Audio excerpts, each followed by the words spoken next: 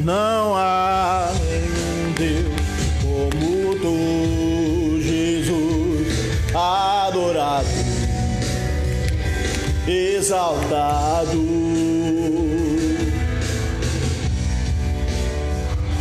exaltado, adorado, exaltado. Glória a Deus. Tá dando para ver, parceiro? Tá me vendo, né? Graças a Deus, mais uma noite reunidos aqui juntos no Evangelho da Graça para a ministração desta palavra desta noite.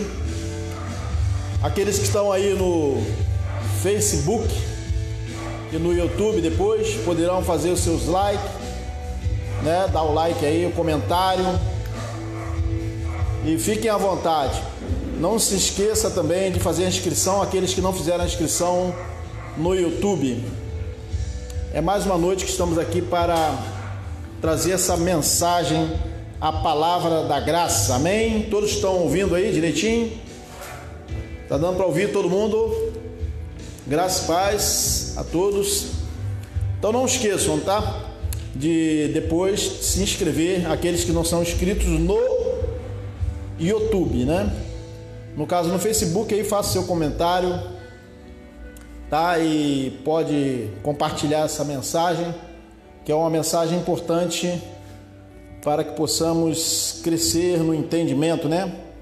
Nossas mentes sendo salvas, né? Do falso evangelho, daquele evangelho que aprisiona. Amém? Hoje nós temos uma mensagem aqui que vamos... na verdade, esta mensagem é a primeira mensagem que eu postei, que nós postamos no YouTube, mas ela não foi feita transmissão ao vivo. Essa mensagem ela não foi feita transmissão ao vivo, ela foi feita uma gravação e depois postamos no YouTube, né? Há mais ou menos 3 meses atrás. Então é uma oportunidade que temos hoje de repetir essa mensagem, que é uma mensagem importante para nós que estamos em graça, né? Que pregamos a graça e entender isso aí. A mensagem de hoje é a seguinte: o Messias, não eu, né? O Messias, Jesus de Nazaré, né? Ele não veio instituir ordenanças, ele veio cumprir a lei, né? Não podemos dizer que Jesus veio criar nada, inventar nada, né? Ele não poderia fazer outra coisa a não ser com o cumprimento da lei. Então, embora os religiosos, no caso, várias vertentes do cristianismo, né?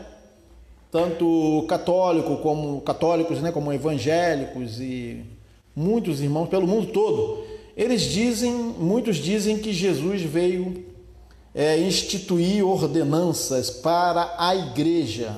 Esse que é o detalhe. Bom, aí a gente para pensar que Jesus disse nos tempos da sua carne que nem um jota ou um tio da lei, né, seria omitido sem que tudo fosse cumprido. Então ele não poderia estar ali criando, no caso, por ele mesmo, sem que a lei previsse ordenanças, como dizem, né, que não fosse da lei. Se ele criasse uma outra coisa, certamente ele estaria sendo um transgressor da lei, né?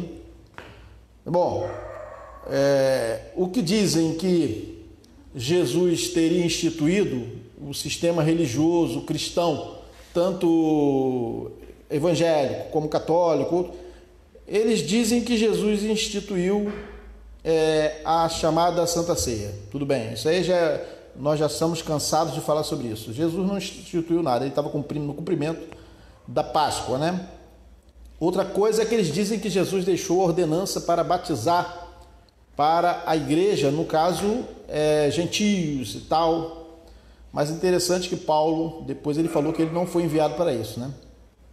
Então é interessante. Jesus, quando estava mandando cumprir o batismo nas águas, era simplesmente cumprimento da lei e dos profetas, era uma continuidade daquilo até que ele fosse à cruz. No caso, ele foi à cruz e depois ele passou para os 12 apóstolos, né, da circuncisão, que eles fizessem discípulos, batizando em nome. Aí já não diz nas águas, né? É complicado, porque o sistema religioso fala, não, ele mandou batizar nas águas. Sim, mas ele falou para os 12, né? Para os 12 não, para os 11, que no caso Judas Iscariote já tinha morrido, né? Já tinha se suicidado. Então ficaram 11 apóstolos e eles deveriam fazer discípulos ainda, né?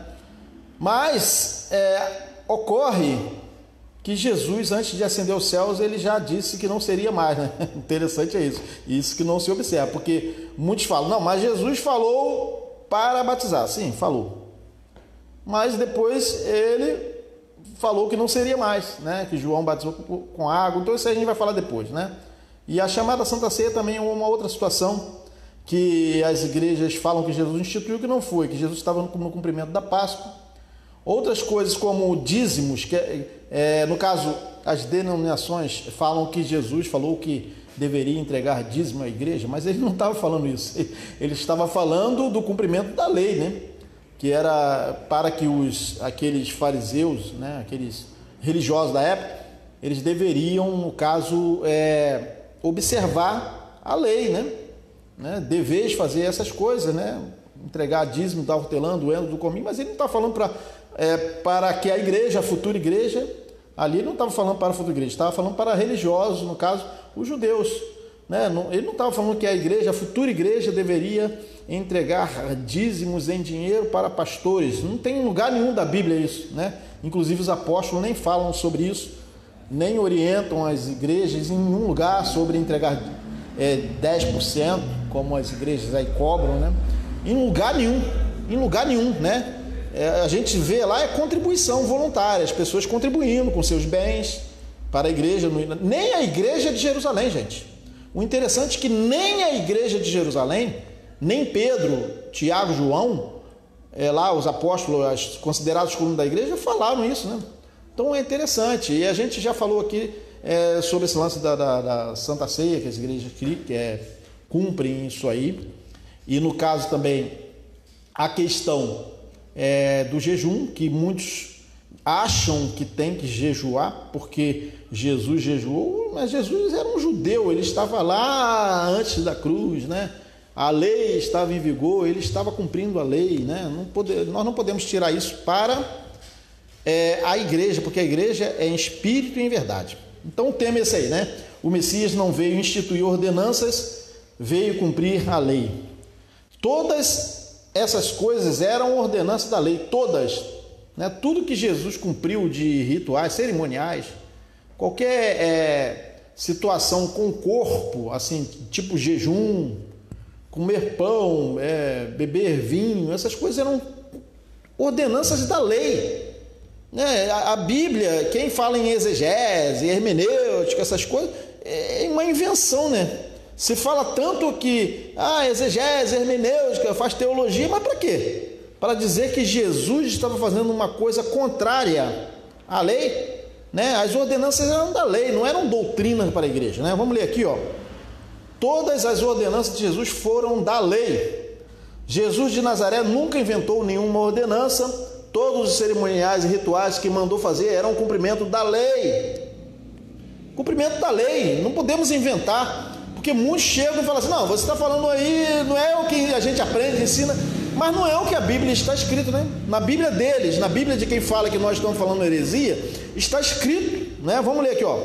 Gálatas 3, 1 a 11, que Paulo falava o seguinte, ó insensato Gálatas, quem vos fascinou para não obedecerdes à verdade, né? A vós perante os olhos de quem Jesus Cristo foi evidenciado, crucificado entre vós. Só quisera saber isto de vós. Recebeste o Espírito pelas obras da lei ou pela pregação da fé? Né? Pela pregação da fé. Então não é mais obras da lei, né? Sois tão insensatos que, tendo começado pelo Espírito, acabais agora pela carne. Eu coloquei acabeis, mas acabar. Pela carne.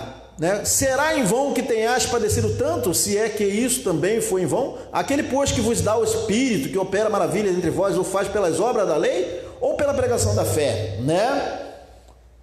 Assim como Abraão creu em Deus e isso lhe foi imputado como justiça, sabei, pois, que os que são da fé são filhos de Abraão. Vamos ler o 8 agora. Ora, tendo a Escritura previsto que Deus havia de justificar pelas obras? Não, pela fé, né? Os gentios, viram? Os gentios, né? Justificar pela fé. Não tem obra, né? Obras da lei, não. Porque muitos pegam isso aí e falam assim, não, vocês estão falando que não é para cumprir obras? A gente está falando obras da lei. Não é que o gentio não precise fazer boas ações, boas obras. Não é isso, né? Ora, tendo a Escritura previsto que Deus havia de justificar pela fé os gentios, né? Anunciou primeiro o Evangelho a Abraão, dizendo, todas as nações serão benditas em ti. De sorte que os que são das obras, comendo pão, bebendo suco, jejuando, não. Os que são da fé são benditos com o crente Abraão, né? Vamos com todos aqueles, pois que são das obras da lei, estão debaixo de maldição. Então, se nós aplicarmos para a igreja obras da lei, aqui está dizendo o evangelho de todos, o evangelho que todos nós temos em nossas Bíblias, que estão debaixo de quê? De bênção? De maldição, né? Porque a lei foi abolida, porque alguns poderiam falar, não, mas a lei foi abolida, não tem mais problema. Tem, porque está ali anulando, né, a graça, anulando a cruz de Cristo, né? Quem se coloca debaixo da lei, né, das obras da lei, mesmo abolida. Porque está escrito, maldito todo aquele que não permanecer em todas as coisas que estão escritas no livro da lei para fazê-las. Porque muitos poderiam falar, mas a lei está abolida, não tem mais maldição. Mas a maldição é exatamente rejeitar, né, pisar no sangue de Cristo, rejeitar o Espírito da graça. Maldito todo aquele que não permanecer em todas as coisas que estão escritas no livro da lei. Então vejam, então cumprir só algumas coisas da lei, a pessoa ficaria debaixo de maldição, né? Aí Paulo continua aos Gálatas, e é evidente que pela lei ninguém será justificado diante de Deus, porque o justo viverá pelo jejum, pela Páscoa, a Santa Ceia. O justo viverá, terá que se batizar. Se ele não se batizar, e o ladrão da cruz não foi batizado, né? E é evidente que pela lei ninguém, né? Ou alguns teriam que fazer isso. Quem? Ninguém será justificado. Porque alguns poderão falar, mas vocês não cumprem as ordenanças de Jesus. Não cumpre, né? Para eles seriam ordenanças. Para alguns seriam ordenanças. Mas veja, de Jesus para a igreja. Aí nós não cumprimos essas chamadas ordenanças de Jesus. E aí? Como é que fica? Estaremos condenados? Não. Deixaremos de estar em comunhão com Deus? Não. Deixaremos de estar na graça de Cristo, já com todos os pecados, limpos de todos os pecados? Não. Então, qual a razão, qual a justificativa para se colocar debaixo de obras da lei? Nenhuma, não tem sentido, né? É uma coisa inútil, né?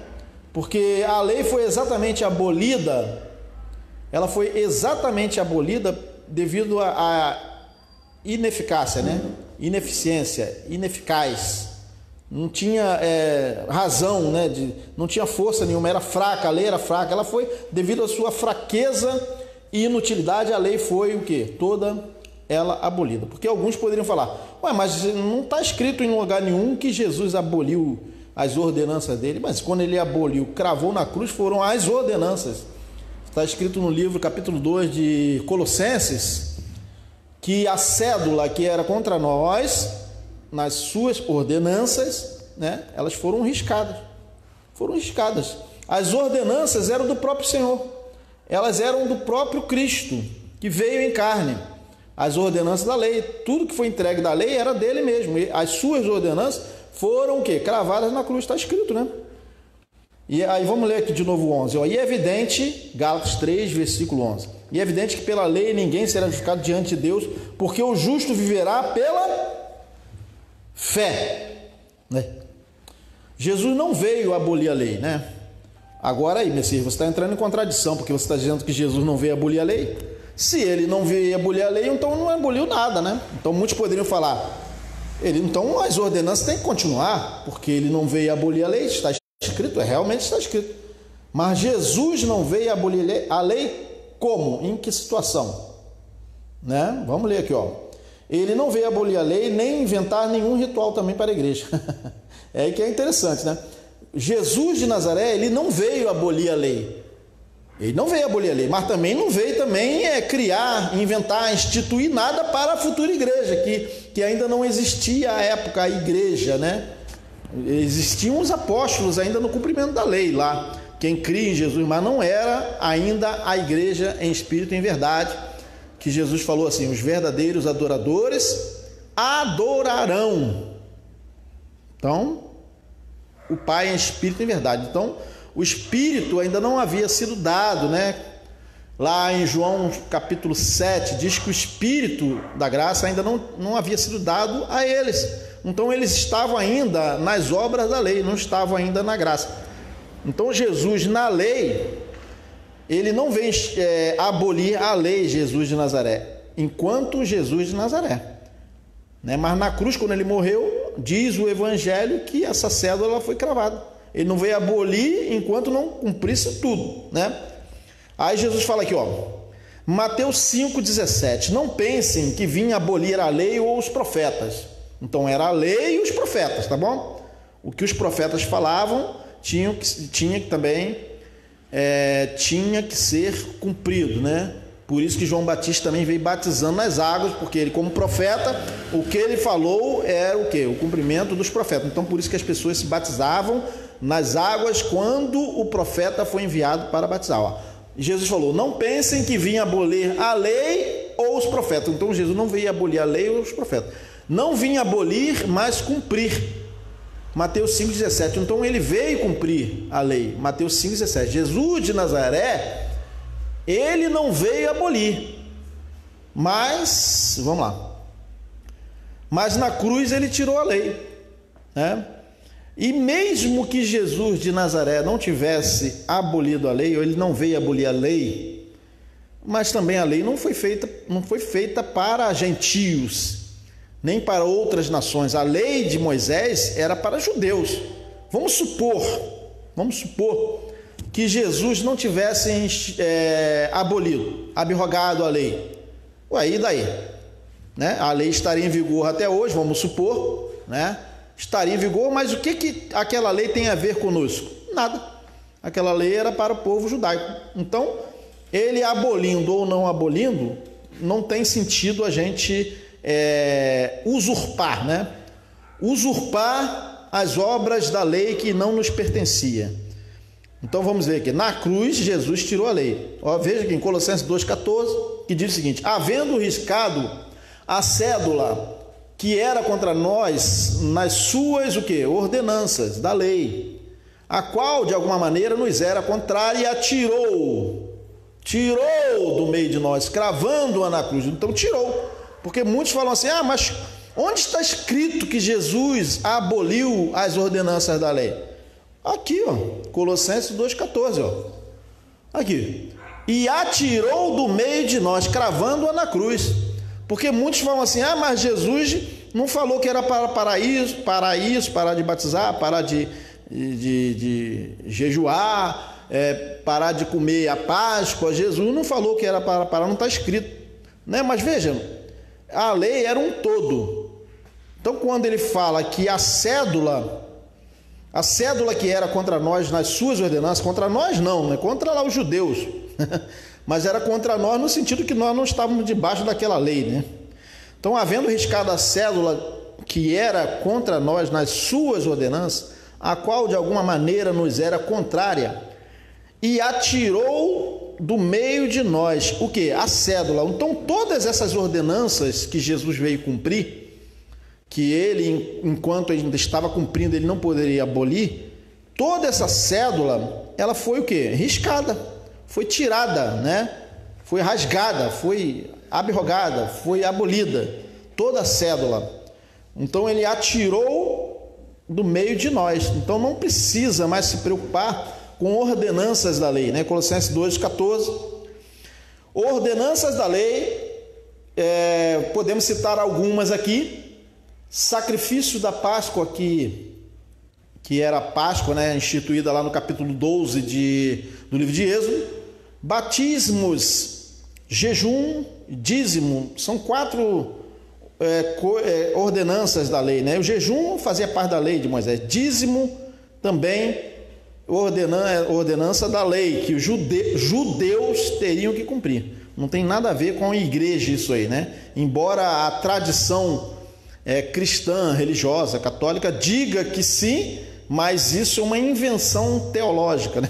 É uma invenção da teologia para submeter crentes a aquelas obrigações e que eles fiquem ali debaixo de ordenanças e obrigados a cumprir aquilo ali e não faltar às reuniões. Então as pessoas têm que comer pão, beber suco de uva e de vez em quando, todo o primeiro domingo do mês, as igrejas reúnem as pessoas para isso e as pessoas se sentem, sentem com a consciência, né? Assim, eu não estou na comunhão com Cristo porque eu não estou comendo pão e bebendo suco, né? Mas isso aí era o sacrifício da Páscoa, não tem nada a ver com a igreja.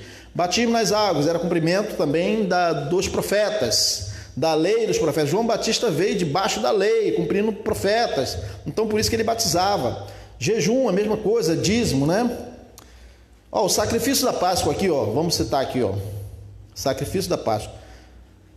Jesus falou o seguinte: e tomando pão, Jesus reunido com os apóstolos, ele estava nesse procedimento disso aqui, sacrifício da Páscoa. Ele não estava ali comendo a santa ceia, que não existe.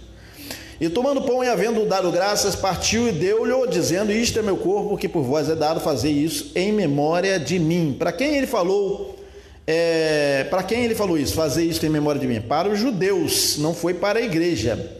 Fazer isso em memória de mim, né? Em memória de quem? Né? Dele mesmo, do próprio Jesus, que iria estar morto, né? E a própria lei dizia que era memória ao Senhor também, no capítulo 12 de Êxodo, Lucas 22, 19.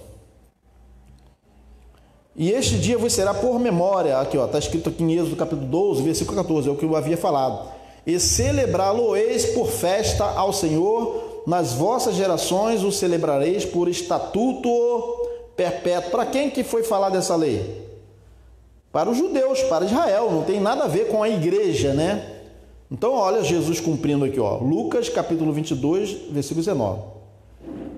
Né? Então veja aí que Jesus está falando fazer isto em memória de mim. Fazer o quê? Então é fazer o quê? A pergunta que a gente faz é o quê? Fazer o quê em memória do Senhor? O sacrifício da Páscoa. Então se é para cumprir a ordenança de Jesus, teria que ser o sacrifício da Páscoa, não poderia ser outra coisa. Porque se for outra coisa é uma invenção. Então é o quê? Sacrificar o cordeiro, né? Levaria o cordeiro assado, ele teria que ser feito sacrificado no templo judaico, né? O sangue deveria ser tirado totalmente, assado e levado para uma reunião nas casas e não numa reunião da futura igreja, né? E ali Jesus estava cumprindo. Gente, não tem sentido a gente falar outra coisa, né? Embora a tradição religiosa fale, invente isso aí, mas não tem sentido, né? Agora vamos ver aqui, E acontecerá que quando entrares na terra que o Senhor vos dará, como tem dito, guardareis o que? Este culto, o que? Que culto? O sacrifício da Páscoa. Não tem nada a ver com Santa Ceia, né? Nem existe isso nos textos. Foi o papai aí, João Ferreira de Almeida, o titio Ferreira de Almeida, que inventou isso aí, né? Esse título, Santa Ceia. Versículo 22. E acontecerá que quando vossos filhos vos disserem: que culto é este? Êxodo capítulo 12, 25 e 26. Aí, então direis: este é o que? A Santa Ceia? É a Santa Ceia? Não, é o sacrifício da Páscoa. Sacrifício. A igreja tem que sacrificar alguma coisa? Se Jesus falou: fazer isso em memória de mim, é para sacrificar a Páscoa, não poderia ser outra coisa, né? Então é invenção da teologia dizer que Jesus estava falando outra coisa, ó. Então direis, este é o sacrifício da Páscoa ao Senhor, que passou as casas dos filhos de a igreja, que passou as casas dos irmãos da igreja, é isso? Ou aos filhos de Israel? No Egito, quando feriu aos egípcios e livrou as nossas casas, ele lá. Então o povo inclinou-se e adorou. Êxodo 12, 27. Então isso aqui, gente, isso aí é o sacrifício da Páscoa, não tem nada a ver com esse cerimonial que é feito aí, e que muitos poderiam até falar assim, mas Paulo falou que é para comer a ceia do Senhor, né? Mas de início Paulo já falou assim, não é para comer a ceia do Senhor. A primeira coisa que ele falou, quando vocês se reunirem, não é para comer a ceia do Senhor, mas eles querem comer a ceia do Senhor, né? Não é. Então assim, o que a igreja fazia no início, no primeiro século, era somente o partir do pão, que era uma tradição, né, Patrícia? Uma tradição judaica, uma coisa dos judeus, que eles já faziam isso. Então, quando a igreja se reunia, às vezes tinha uma bagunça, né? E eles deixavam aqueles que estavam mais pobres sem comer, entendeu? Então, quer dizer, vinham aqueles glutões e comia tudo na frente, então não deixava para aqueles mais necessitados. Então por isso que Paulo orientou lá no capítulo 11 de 1 Coríntios. Então a igreja pega essa fala de Paulo e diz que Paulo está mandando cumprir a Santa Ceia, que na verdade não é, né? Então assim, se as igrejas fizessem uma reunião para partir o pão para as pessoas mais necessitadas, aí estaria próximo do que Paulo falou. Agora, reunir a igreja e dizer que está cumprindo algo que Paulo não está falando, né? Partindo uma porção de pedacinho de pão e dando às pessoas, né? E dizendo que era aquilo, que era o partir do pão, está muito partido, né? Está picado, não era para picar o pão, era para o partir do pão, né, gente? Não tem sentido, entendeu? Então a gente não vai delongar muito nisso, porque a gente está falando sobre várias ordenanças da lei, então vamos parar por aqui, que Paulo não estava mandando a igreja fazer nenhum cerimonial, né? Era somente não deixar os mais necessitados passando dificuldades, né? Ou envergonhados, como ele diz lá. Tá bom, gente? Batismo nas águas aqui, outra ordenança da lei, que no caso era cumprimento da lei. João Batista veio ali interpretando a lei, né? Cumprindo a lei e os profetas. Quando João Batista veio batizando nas águas, ele estava no cumprimento da lei e dos profetas, porque Jesus falou assim, não vinha abolir a lei e os profetas. João Batista não era um profeta? Então, quando ele veio batizando, alguém poderia falar, mas ele não estava cumprindo a lei, porque ninguém batizava nas águas daquele jeito. Mas o batismo era feito lá no sacerdócio, né? Mas quando João Batista foi enviado por Deus, ele foi enviado para interpretar isso aí, que o cordeiro teria que ser banhado nas águas. Então Jesus foi batizado nas águas por João Batista. Batismo. Então Jesus veio da Galiléia ao Jordão para ser o quê? Batizado por João. João, porém, tentou impedi-lo, dizendo, eu preciso ser batizado por ti e tu vens a mim? Mateus 3, 13, 14, né? Respondeu Jesus, deixe assim por enquanto. Convém que assim façamos para cumprir o quê? Toda justiça ou o evangelho? Batismo. Respondeu Jesus, deixe assim por enquanto, convém que assim façamos para cumprir o evangelho? Não, para cumprir o quê? A justiça de quê? Da lei. Aí João concordou, Jesus não poderia estar ali no cumprimento do evangelho, né? Ele estava ali cumprindo a lei, a justiça da lei, porque a justiça ainda estava em vigor da lei. Aí João concordou, né? Mateus 3, 13 e 15. Os batismos estavam previstos na lei e João veio interpretando pelo Espírito Santo. Então, os sacerdotes, né? Eles eram banhados, lavavam as mãos, lavavam o corpo, lavavam a cabeça, banhava aqueles cordeiros, aqueles sacrifícios nas águas, tudo simbolizando o batismo verdadeiro, né? Que foi Jesus na cruz. Os batismos estavam previstos na lei e João veio interpretando pelo Espírito Santo, que Deus enviou João Batista. Em Levítico capítulo 1, versículo 9, diz o seguinte, lavar-se-ão com o quê? Com água, as entranhas e as pernas, no caso de quê? Do cordeiro, dos sacrifícios, né? Então por isso que João Batista veio cumprindo aí, batizando o cordeiro verdadeiro, que era Jesus, né? Este é o cordeiro de Deus que tira o pecado do mundo. Levítico 1:9 aqui, ó, tá dizendo, ó, lavar-se-ão com água as entranhas e as pernas. Vamos ver aqui, ó. Agora vamos ver o que é o jejum. O jejum na Bíblia, dizem que poderia ser assim uma ordenança de Jesus, porque eles falam assim: essa casta não sai só sai somente com jejum e oração. Os crentes falam isso, né? Que Jesus falou isso, não, a casta de demônios, né? Só sai com jejum e oração, né? Estão cumprindo a lei. Jesus estava debaixo da lei, por isso que ele falou isso, ó. Mas só que jejum é abstinência de alimento na lei de Moisés. Não, jejum, a aflição da alma. Então os crentes vão ficar afligindo as almas? Então, se é para fazer isso, então aflige as suas almas, né? Vamos ver aqui, ó. Os discípulos de Jesus chegaram para ele e falaram. Então os discípulos aproximaram-se de Jesus em particular e perguntaram: por que não conseguimos expulsá-lo? Então aqui é sobre aquilo que a gente estava falando. E ele respondeu: porque a fé que vocês têm é pequena, e eu lhes asseguro que se vocês tiverem fé do tamanho de um grão de mostarda, né, poderão dizer a este monte: vá daqui para lá, e ele irá, nada lhes será impossível. Mateus 17:19-21. Aí Jesus continuou falando: mas essa espécie só sai pela oração e pelo jejum. Mateus 17:21. Então veja que Jesus só falou isso porque ele estava debaixo da lei. Isso não é para a igreja, era para os judeus, né? Fé do tamanho de um grão de mostarda. Paulo nunca falou isso para nós, para a igreja, né? Isso aí foi Jesus de Nazaré, falou para os judeus, né? A nossa fé, ela não tem por base coisas palpáveis, coisas visíveis, né? Mas olha só que os judeus precisavam de tocar, de ver, precisavam de objetos, de coisas, né? Tomé falou: Senhor, eu só creio se eu tocar em ti, se eu tocar nas suas feridas. Então veja, então a fé pelo menos do tamanho de um grão de mostarda. Olha o que Jesus falou. Vamos voltar aqui, ó. Mas essa espécie só sai pela oração, pelo jejum. Mateus 17:21. Fé do tamanho de um grão de mostarda, foi o que ele falou, né? Ora, a fé é o firme fundamento. Mas veja o que é a fé. Lá Jesus, na lei, Jesus falou: se não tiveres o quê?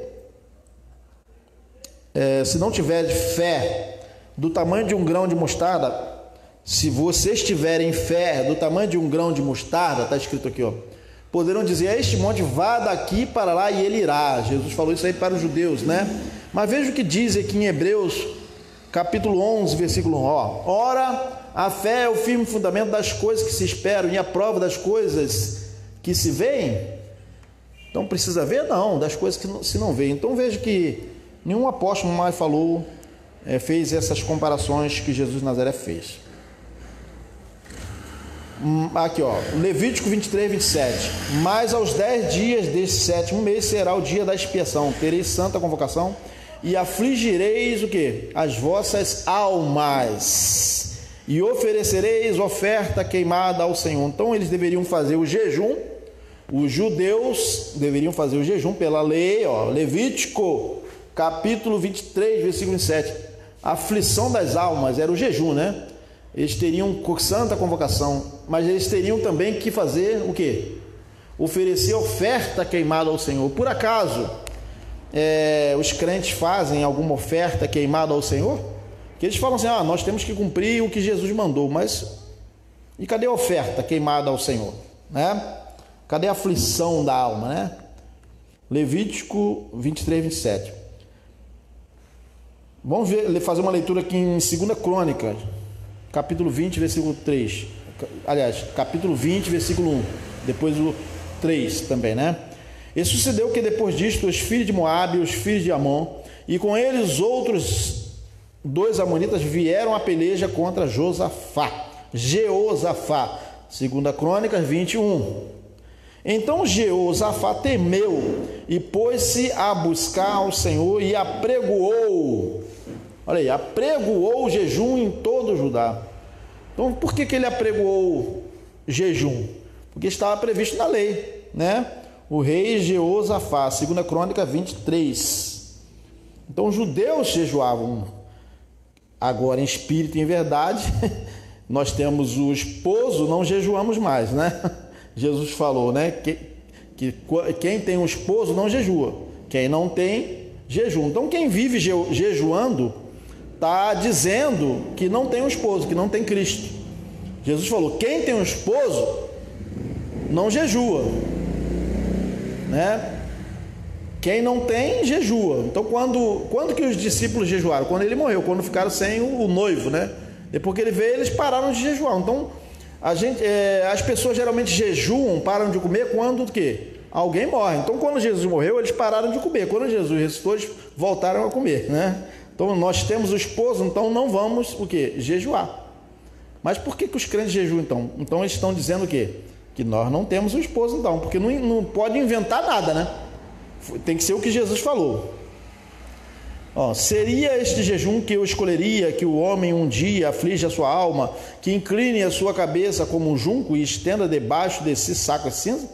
Chamarias tu isto jejum e dia aprazível ao Senhor? Isaías 58:5. Veja que o profeta Isaías já estava profetizando isso aí, dizendo, chamarias tu a isto jejum e dia aprazível ao Senhor? Mas os crentes dizem que né?